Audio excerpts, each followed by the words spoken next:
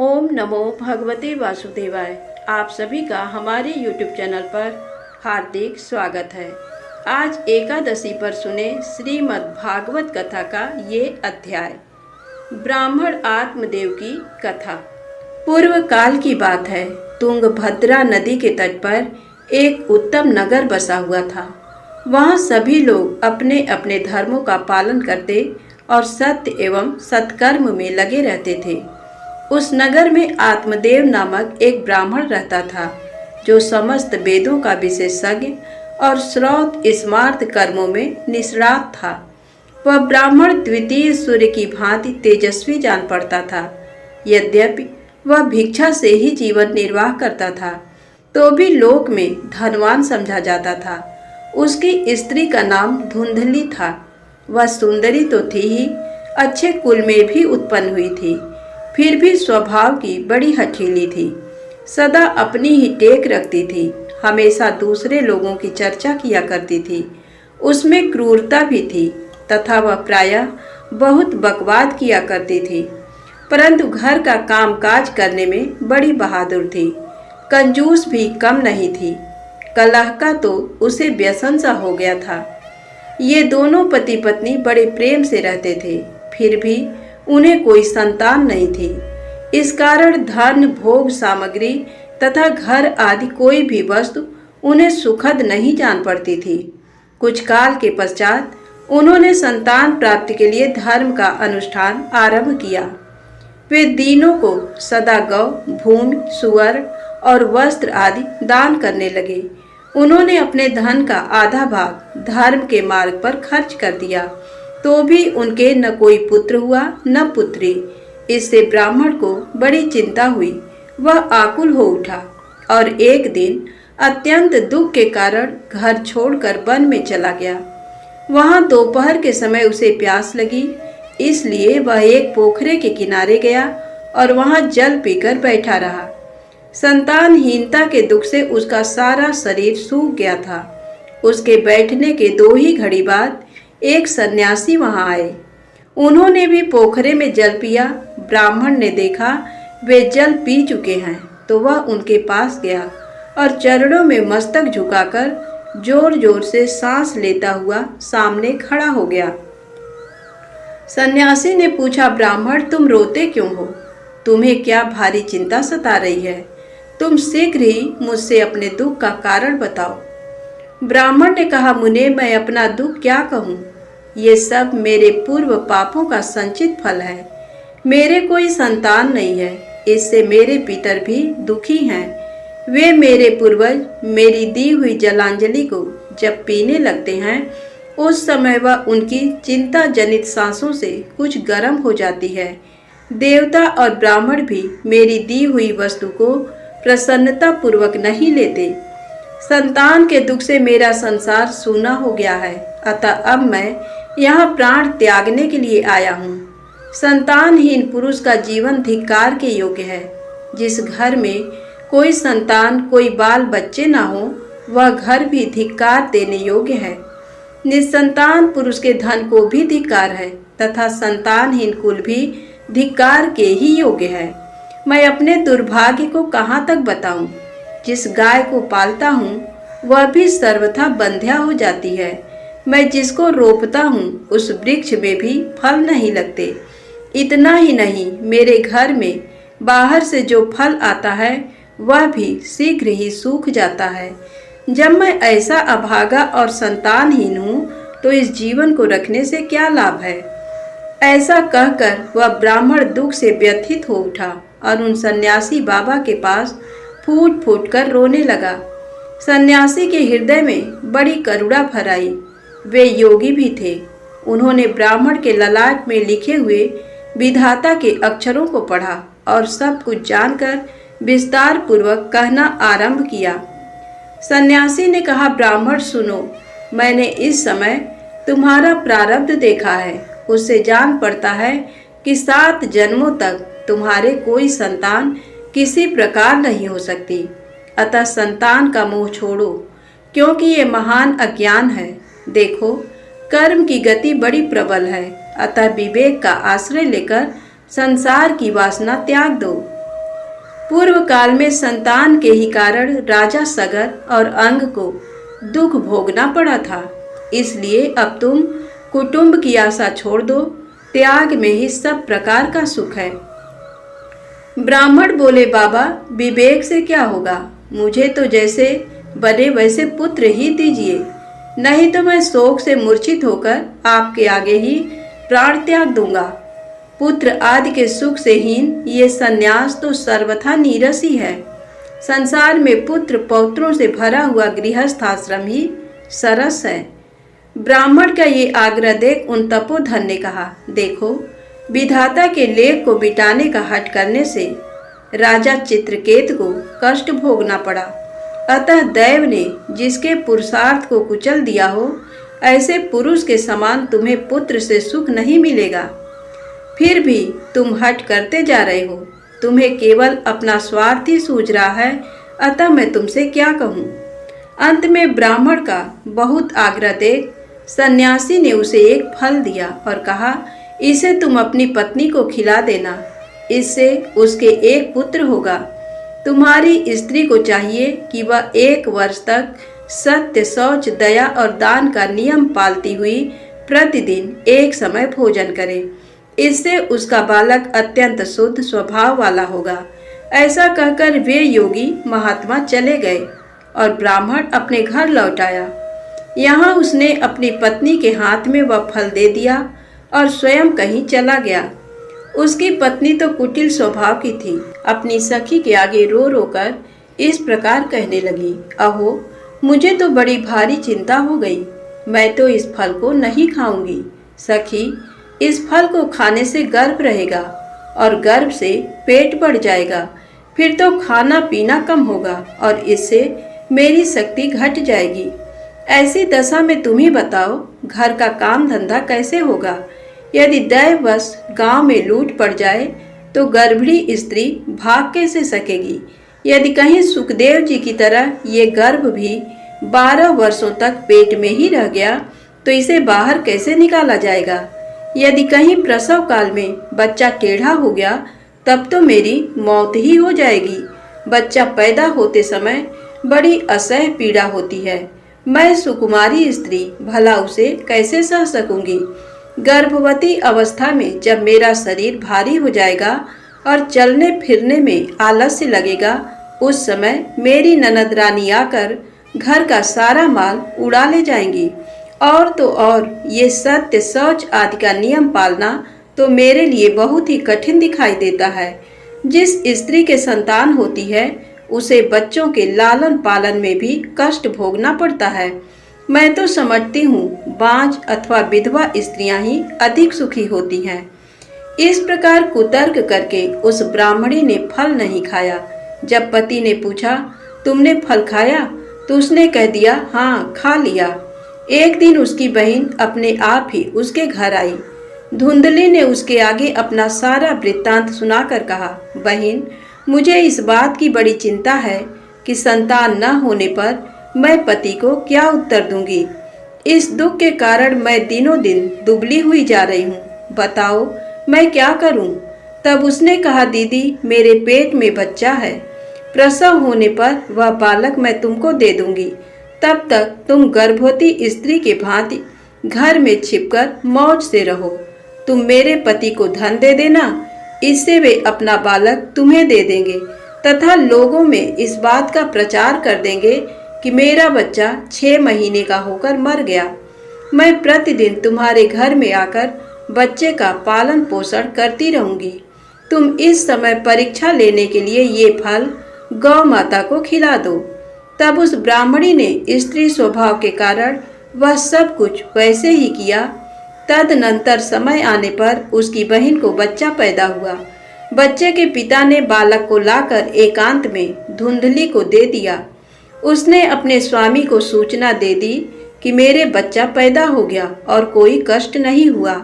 आत्मदेव के पुत्र होने से लोगों को बड़ी प्रसन्नता हुई। ब्राह्मण ने बालक का जात कर्म संस्कार करके ब्राह्मणों को दान दिया। उसके दरवाजे पर गाना बजाना आदि नाना प्रकार का मांगलिक उत्सव होने लगा।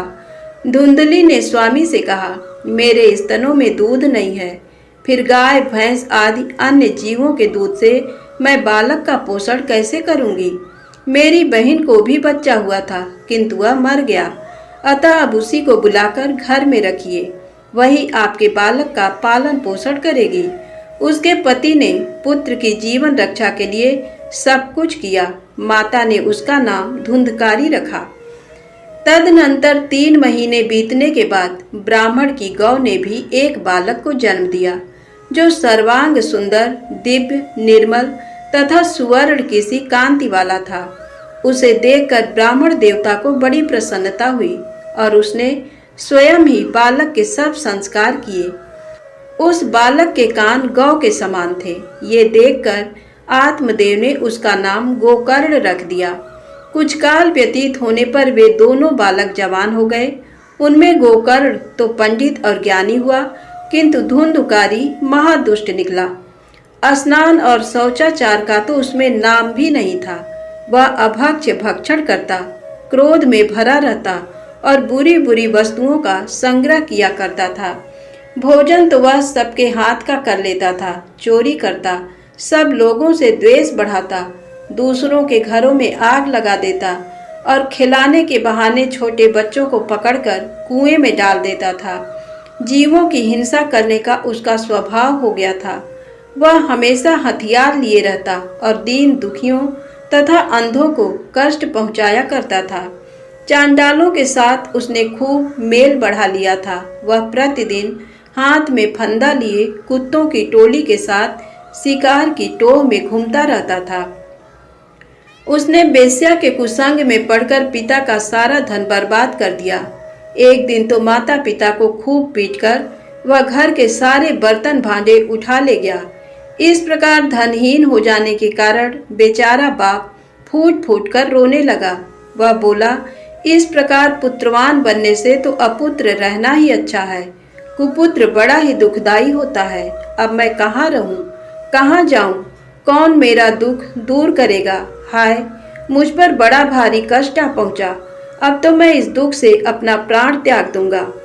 इसी समय ज्ञानवान गोकर्ण जी वहां आए और वैराग्य का महत्व दिखलाते हुए अपने पिता को समझाने लगे। पिताजी, इस संसार में कुछ भी सार नहीं है, दुख ही इसका स्वरूप है। ये जीवों को मोह में डालने वाला है। भला यहाँ कौन किसका पुत्र है और कौन किसका धन। जो इनमें आसक्त होता है उसे ही रात दिन जलना पड़ता है। इंद्र अथवा चक्रवर्ती राजाओं को भी कोई सुख नहीं है। सुख तो बस एकांतवासी वैराग्यवान मुनि को ही है। संतान के प्रति जो आपकी ममता है, ये महान अज्ञान है। इसे छोड़िए। मोह में फंसने से मनुष्य को नरक में ही जाना पड़ता है। औरों की तो बात ही क्या है। आपका ये प्रिय शरीर भी एक न एक दिन नष्ट हो जाएगा, आपको छोड़कर चल देगा। इसलिए आप अभी से सब कुछ छोड़कर वन में चले जाइए। गोकर्ण की बात सुनकर उनके पिता आत्मदेव वन में जाने के लिए उद्यत होकर बोले, तात, मुझे वन में रहकर क्या करना चाहिए, ये विस्तार पूर्वक बताओ। मैं बड़ा सठ हूँ। अब तक कर्म बस स्नेह के बंधन में बंधकर मैं अपंग की भांति इस गृह रूपी अंधेरे कुएं में ही पड़ा हुआ हूँ। दयानिधे, तुम निश्चय ही मेरा उद्धार करो। गोकर्ण ने कहा, पिताजी, हड्डी मांस और रक्त के पिंड रूप इस शरीर में आप मैंपन का अभिमान छोड़ दीजिए और स्त्री पुत्र आदि वे मेरे हैं, इस भाव को सदा के लिए त्याग दीजिए। इस संसार को निरंतर क्षण भंगुर देखिए और एकमात्र वैराग्य रस के रसिक होकर भगवान के भजन में लग जाइए। सदा भगवत भजन रूप दिव्य धर्म का ही आश्रय लीजिए।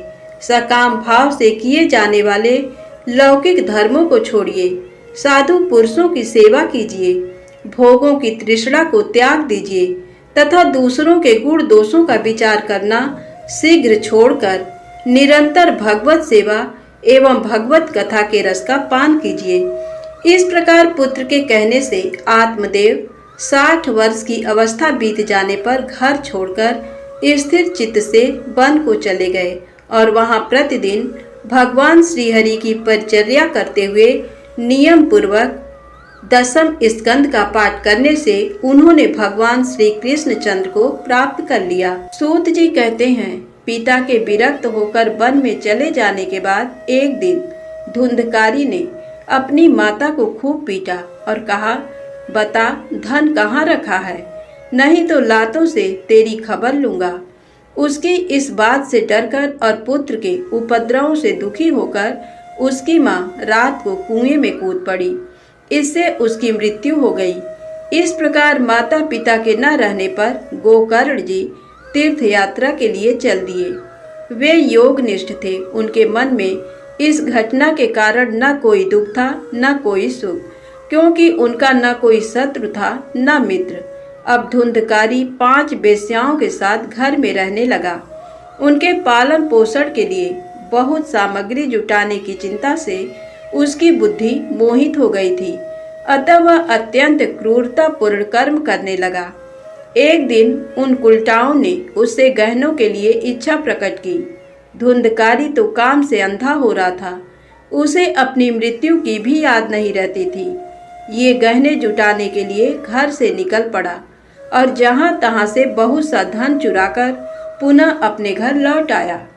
वहाँ आकर उसने उन वेश्याओं को बहुत से सुंदर सुंदर वस्त्र और कितने ही आभूषण दिए। अधिक धन का संग्रह देखकर रात में उन स्त्रियों ने विचार किया, ये प्रतिदिन चोरी करने जाता है, अतः राजा इसे अवश्य पकड़ेंगे, फिर सारा धन छीनकर निश्चय ही इसे प्राणदंड भी देंगे। ऐसी दशा में इस धन की रक्षा के लिए हम लोग क्यों न इसे गुप्त रूप से मार डालें। इसे मार ये सारा धन लेकर हम कहीं और जगह चल दें। ऐसा निश्चय करके उन स्त्रियों ने धुंधकारी के सो जाने पर उसे रस्सियों से कसकर बांध दिया और गले में फांसी डालकर उसके प्राण लेने की चेष्टा करने लगी, किंतु वह तुरंत नहीं मरा। इससे उनको बड़ी चिंता हुई। तब उन्होंने जलते हुए अंगारे लाकर उसके मुंह पर डाल दिए। इससे ये आग की लपटों से पीड़ित होकर छटपटाता हुआ मर गया। फिर उन्होंने उसकी लाश को गड्ढे में डालकर गाड़ दिया। प्रायः ऐसी स्त्रियां बड़ी दुस्सह साहस वाली होती हैं। इस रहस्य का किसी को भी पता नहीं चला। लोगों के पूछने पर उन स्त्रियों ने कह दिया कि हमारे प्रियतम धन के लोभ से कहीं दूर चले गए हैं, इस वर्ष के भीतर ही लौट आएंगे। विद्वान पुरुष को चाहिए कि वह असन मार्ग पर चलने वाली दुष्टा स्त्री का विश्वास न करे। जो मूर्ख इनका विश्वास करता है उसे अवश्य ही संकटों का सामना करना पड़ता है। इनकी वाणी तो अमृत के समान कामियों के हृदय में रस का संचार करती हैं, किंतु हृदय में रेत की धार के समान तीखा होता है। भला इन स्त्रियों का कौन प्रिय है। अनेक पतियों से सहवास करने वाली वे कुलटाएं धुंधकारी का सारा धन लेकर चंपत हो गई और धुंधकारी अपने कुकर्म के कारण बहुत बड़ा प्रेत हुआ। वह बवंडर का रूप धारण करके सदा 10 दिशाओं में दौड़ता फिरता था और शीत घाम का क्लेश सहता तथा भूख प्यास से पीड़ित होता हुआ हा देव की बारंबार पुकार लगाता रहता था, किंतु कहीं भी उसे शरण नहीं मिलती थी। कुछ काल के पश्चात गोकर्ण को भी लोगों के मुंह से धुंधकारी के मरने का हाल मालूम हुआ। तब उसे अनाथ समझकर उन्होंने उसके लिए गया जी में श्राद्ध किया और तब से जिस तीर्थ में भी वे चले जाते वहां उसका श्राद्ध अवश्य करते थे। इस प्रकार तीर्थों में भ्रमण करते हुए गोकर्ण जी एक दिन अपने गांव में आए और रात्रि के समय दूसरों की दृष्टि से बचकर वे अपने घर के आंगन में सोने के लिए गए। अपने भाई गोकर्ण को वहां सोया देख धुंधकारी ने आधी रात के समय उन्हें अपना महाभयंकर रूप दिखाया। वह कभी भेड़ा, कभी हाथी, कभी भैंसा, कभी इंद्र और कभी अग्नि का रूप धारण करता था। अंत में पुनः मनुष्य के रूप में प्रकट हुआ। गोकर्ण जी बड़े धैर्यवान महात्मा थे। उन्होंने उसकी विपरीत अवस्थाएं देखकर जान लिया कि ये कोई दुर्गत में पड़ा हुआ जीव है, तब उन्होंने पूछा, अरे भाई तू कौन है? रात्रि के समय अत्यंत भयानक रूप में क्यों प्रकट हुआ है? तेरी ऐसी दशा क्यों हुई है? हमें बता तो सही।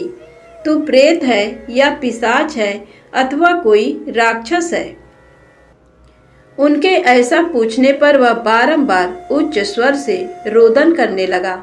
उसमें बोलने की शक्ति नहीं थी, इसलिए केवल संकेत मात्र किया। तब गोकर्ण जी ने अंजलि में जल ले उसे अभिमंत्रित करके धुंधकारी के ऊपर छिड़क दिया। उस जल से सींचने पर उसका पाप ताप कुछ कम हुआ। तब वह इस प्रकार कहने लगा, भैया मैं तुम्हारा भाई धुंधकारी हूँ। मैंने अपने ही दोष से अपने ब्राह्मणत्व का नाश किया है। मैं महान अंधकार में चक्कर लगा रहा था। मेरे पाप कर्मों की कोई गिनती नहीं है। मैंने बहुत लोगों की हिंसा की थी, अतः मैं भी स्त्रियों द्वारा तड़पा तड़पा कर मारा गया। इसी से मैं प्रेत योनि में पड़कर दुर्दशा भोग रहा हूँ।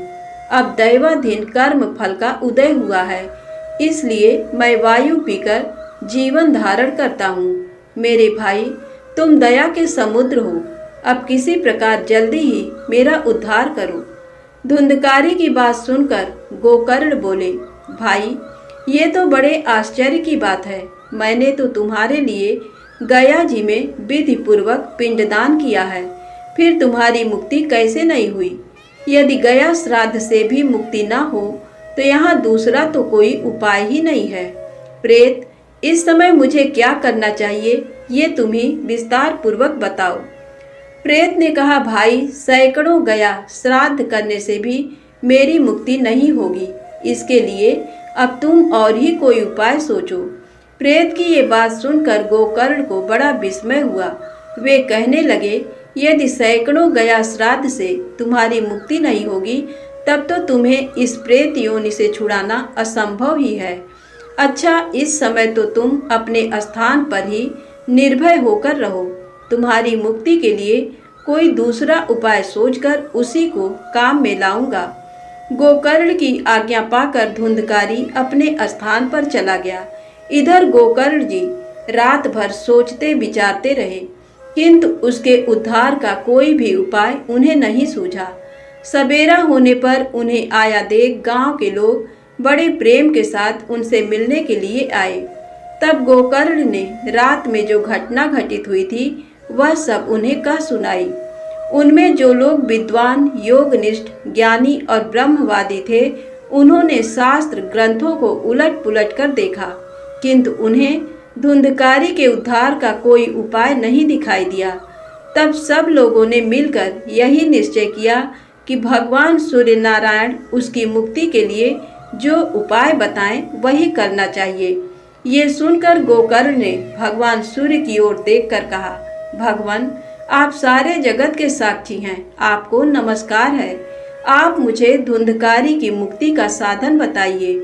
ये सुनकर सूर्यदेव ने दूसरे ही स्पष्ट वाणी में कहा, श्रीमद् भागवत से मुक्ति हो सकती है, तुम उसका सप्ताह पारायण करो। भगवान सूर्य का ये ध्वनि रूप वचन वहाँ सब लोगों ने सुना और सबने यही कहा, ये तो बहुत सरल साधना है, इसको यत्न पूर्वक करना चाहिए।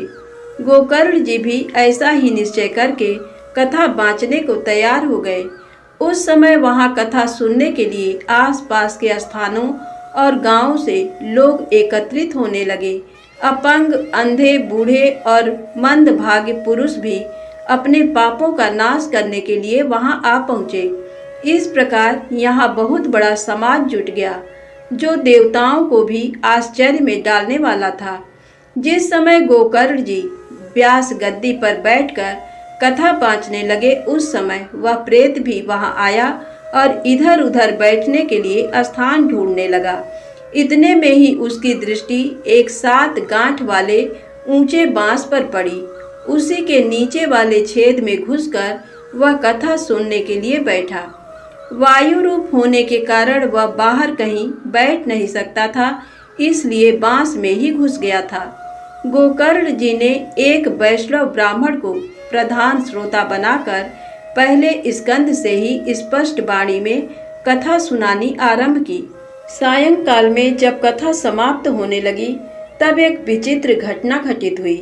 सब श्रोताओं के देखते देखते तड़ तड़ शब्द करती हुई बांस की एक गांठ फट गई। दूसरे दिन शाम को दूसरी गांठ फटी और तीसरे दिन भी उसी समय तीसरी गांठ फट गई। इस प्रकार 7 दिनों में उस बांस की 7 गांठों को फोड़कर धुंधकारी ने 12 स्कंधों के श्रवण से निष्पाप हो प्रेत योनि का त्याग कर दिया और दिव्य रूप धारण करके वह सबके सामने प्रकट हो गया। उसका मेघ के समान श्याम वर्ण था, शरीर पर पीतांबर शोभा पा रहा था, गले में तुलसी की माला उसकी शोभा बढ़ा रही थी, मस्तक पर मुकुट और कानों में दिव्य कुंडल झलमला रहे थे। उसने तुरंत अपने भाई गोकर्ण को प्रणाम किया और कहा, भाई, तुमने कृपा करके मुझे प्रेत योनि के क्लेशों से मुक्त कर दिया। प्रेत योनि की पीड़ा नष्ट करने वाली ये श्रीमद् भागवत की कथा धन्य है तथा भगवान श्री कृष्ण के परम धाम की प्राप्ति कराने वाला इसका सप्ताह पारायण भी धन्य है। सप्ताह कथा सुनने के लिए बैठ जाने पर सारे पाप कांपने लगते हैं। उन्हें इस बात की चिंता होती है कि अब ये कथा शीघ्र ही हम लोगों का अंत कर देगी। जैसे आग गीली, सूखी, छोटी और बड़ी सभी तरह की लकड़ियों को जला डालती है, उसी प्रकार ये सप्ताह श्रवण मन, वाणी और क्रिया द्वारा किए हुए इच्छा या अनिच्छा से होने वाले छोटे बड़े सभी तरह के पाप को भस्म कर देता है। विद्वानों ने देवताओं को सभा में कहा है कि इस भारतवर्ष में जो पुरुष श्रीमद् भागवत की कथा नहीं सुनते उनका जन्म व्यर्थ ही है। इस लोक में श्रीमद् भागवत का सप्ताह सुनने से अपने निकट ही भगवान की प्राप्ति हो जाती है। अतः सब प्रकार के दोषों की निवृत्ति के लिए एकमात्र यही साधन है। जहाँ कथा श्रवण करने से जड़ एवं सूखे बांस की गांठें फट सकती हैं। धुंधकारी इस प्रकार की बातें कह ही रहा था कि उसे लेने के लिए आकाश से एक विमान उतरा। उसे चारों ओर मंडलाकार प्रकाश पुंज फैल रहा था। उसमें भगवान के बैकुंठवासी पार्षद विराजमान थे। धुंधकारी सब लोगों के देखते देखते उस विमान पर जा बैठा। उसमें आए हुए श्री विष्णु पार्षदों को देखकर गोकर्ण ने उनसे इस प्रकार पूछा, भगवान के परिकरों, यहाँ तो बहुत से शुद्ध अंतःकरण वाले मेरी कथा के श्रोता बैठे हुए हैं। आप लोग एक ही साथ इनके लिए भी विमान क्यों नहीं लाए? देखने में आता है सबने समान रूप से यहाँ कथा श्रवण किया है, फिर फल में क्यों इस प्रकार भेद हुआ, ये बताने की कृपा कीजिए। भगवान के पार्षद बोले, गोकर्ण जी, इनके कथा श्रवण में भेद होने से ही फल में भी भेद हुआ है। यद्यपि श्रवण सब लोगों ने ही किया है, किंतु इसके जैसा मनन किसी ने नहीं किया है, इसीलिए फल में भेद हुआ है। पुनः कथा श्रवण करने पर ये फल भेद भी दूर हो जाएगा। प्रेत ने 7 रात उपवास करके कथा श्रवण किया है, अतः उसने स्थिर चित्त से भली भांति मनन आदि किया है। जो ज्ञान दृढ़ नहीं होता वह व्यर्थ हो जाता है। इसी प्रकार ध्यान न देने से श्रवण, संदेह से मंत्र और चंचल चित्त होने से जप निष्फल हो जाता है। वैष्णव पुरुषों से रहित देश, कुपात्र ब्राह्मण से कराया हुआ श्राद्ध, अश्रोत्री को दिया हुआ दान और सदाचारहीन कुल भी नष्ट ही समझना चाहिए। गुरु के वचनों में विश्वास हो, अपने में दीनता की भावना बनी रहे, मन के दोषों को काबू में रखा जाए और कथाएं दृढ़ निष्ठा बनी रहे। इन सब बातों का यदि पालन किया जाए तो अवश्य ही कथा श्रवण का पूरा फल मिलता है। पुनः कथा श्रवण करने के पश्चात इन सब लोगों का वैकुंठ में निवास निश्चित है। गोकर्ण जी, तुम्हें तो स्वयं भगवान श्री कृष्ण ही गोलोक प्रदान करेंगे। ऐसा कहकर वे सब पार्षद भगवान के नामों का कीर्तन करते हुए वैकुंठ धाम में चले गए। उसके बाद गोकर्ण जी ने पुनः श्रावण मास में कथा बाँची। सब लोगों ने 7 दिन तक उपवास करके कथा श्रवण किया। नारद जी, कथा की समाप्ति होने पर वहाँ जो कुछ हुआ उसे सुनिए। उस समय बहुत से विमानों को साथ लिए भक्तों सहित साक्षात भगवान उस स्थान पर प्रकट हो गए। चारों ओर से जय जयकार और नमस्कार के शब्द बारंबार सुनाई देने लगे। भगवान ने प्रसन्न होकर वहां स्वयं भी अपने पांचजन्य नामक शंख को बजाया तथा गोकर्ण को छाती से लगाकर उन्हें अपने समान ही बना लिया। उनके सिवा और भी जितने श्रोता थे उन सबको श्री हरि ने एक ही क्षण में अपना सारूप्य दे दिया। वे सभी मेघ के समान श्याम वर्ण पीतांबरधारी तथा किरीट और कुंडलों से सुशोभित हो गए। उस गांव में कुत्ते और चांडाल आदि जितने भी जीव थे उन सबको गोकर्ण की दया से भगवान ने विमान पर बिठा लिया और बैकुंठ धाम में भेज दिया, जहां योगी पुरुष जाया करते हैं। तत्पश्चात भक्त वत्सल भगवान गोपाल कथा श्रवण से प्रसन्न हो गोकर्ण को साथ ले गोप वल्लभ गोलोक धाम को पधारे। जैसे पूर्व काल में समस्त अयोध्यावासी भगवान श्री रामचंद्र जी के साथ साकेत धाम में गए थे, उसी प्रकार भगवान श्री कृष्ण ने उस गांव के सब मनुष्यों को योगियों के लिए भी दुर्लभ गोलोक धाम में पहुंचा दिया, जहां सूर्य चंद्रमा और सिद्ध पुरुषों की भी कभी पहुंच नहीं होती। उसी लोक में वहां के सब प्राणी केवल श्रीमद् भागवत की कथा सुनने से चले गए। धन्यवाद दोस्तों। कथा अच्छी लगी हो तो कृपया चैनल को लाइक सब्सक्राइब अवश्य करें। एक बार प्रेम से बोलिए भक्त वत्सल भगवान की जय। श्रीमद् भागवत महापुराण की जय।